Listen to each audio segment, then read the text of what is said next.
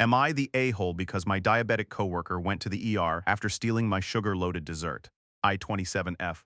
Work in a busy corporate office with a terrible culture of lunch theft. Over the past few months, my food has been taken from the communal fridge at least half a dozen times.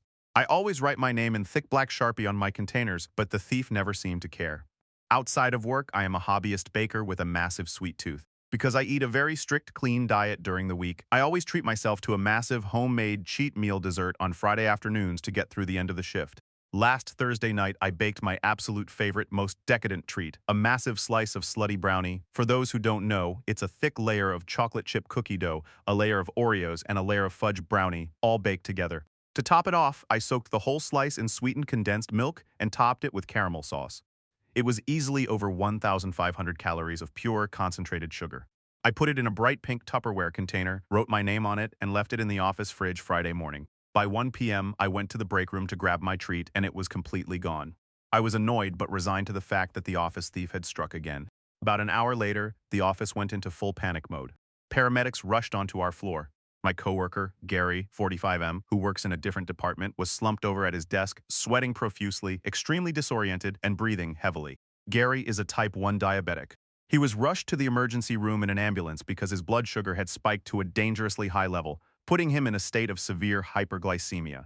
Later that evening, the truth came out. Gary had recovered at the hospital, but he confessed to our HR department that he had stolen my bright pink Tupperware and eaten the entire dessert in one sitting. Because it was so densely packed with hidden sugars like condensed milk and caramel, he severely miscalculated his insulin dose, which led to the medical emergency.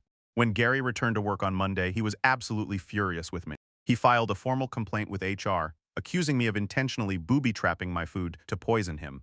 He claimed that because I knew he was a diabetic, which I did, as he talks about it constantly, bringing something so lethal into the office without a giant warning label was attempted assault. HR actually pulled me into a meeting to discuss his complaint. I calmly told them that I baked a dessert for myself, put my name on it, and had no idea Gary was the one stealing my food. I pointed out that it is entirely his responsibility to manage his own medical condition, and that includes not eating mysterious, stolen food from the communal fridge. HR dropped the issue and gave Gary a warning for theft, but the office is now a war zone. Several of Gary's work friends are calling me a psychopath. They are saying that even though he shouldn't have stolen it, I essentially set a deadly trap and showed zero empathy for a man who almost went into a diabetic coma. I feel like he did this entirely to himself by being a thief, but the office thinks I am a monster.